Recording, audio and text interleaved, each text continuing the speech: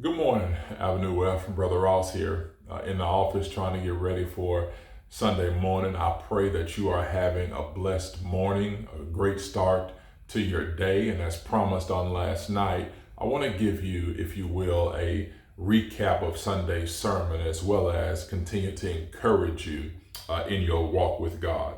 If you remember at the end of the sermon on Sunday, I said this statement. I said that stories are told from the boat, but testimonies are made on the water. And my prayer, church, is that you have begun to step out of the boat of safety in faith, trusting that if you just keep your eyes on Jesus, He will continue to guide you, He will continue to protect you, and you will learn that it is actually safer to be on the water with Jesus than it is to be on the boat without Him. Something happened at my son's baseball game earlier this week that I want to share with you to prayerfully put another stroke on this painting of trusting God. And that is, I watched as a child went to the plate to bat. And you could see it once the child actually left the dugout, that they were terrified. Walked up and got inside the batter's box, y'all, and stood there with the bat. And in this league, you only get 6 pitches. And pitch after pitch, the coach continued to throw the ball, and it just continued to go right by this child. At the end of 6 pitches, the umpire said, "Coach, the runner is out, or the batter is out." And the child went back to the dugout with their bat dragging behind them.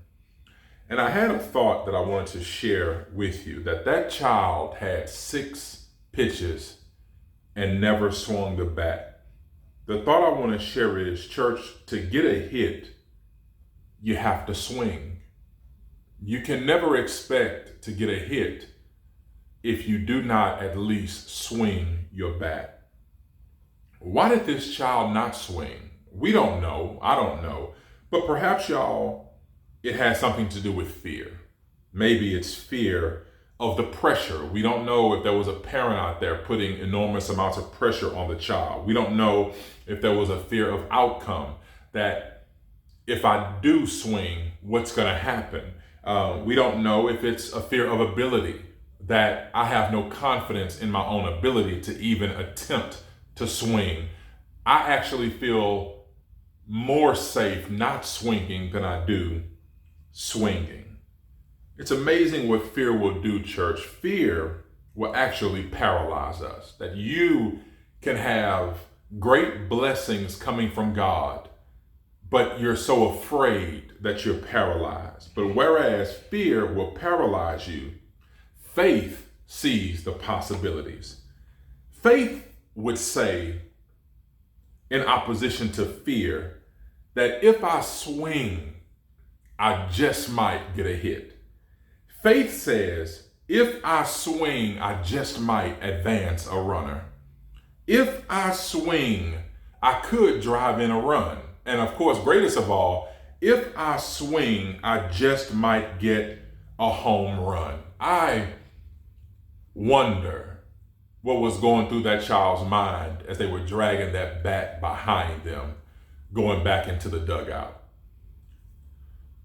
And maybe a thought that was going through their mind is a thought that as adults goes through our minds as we begin to go through the different stages of our life. And perhaps that thought is, what if I had just swung?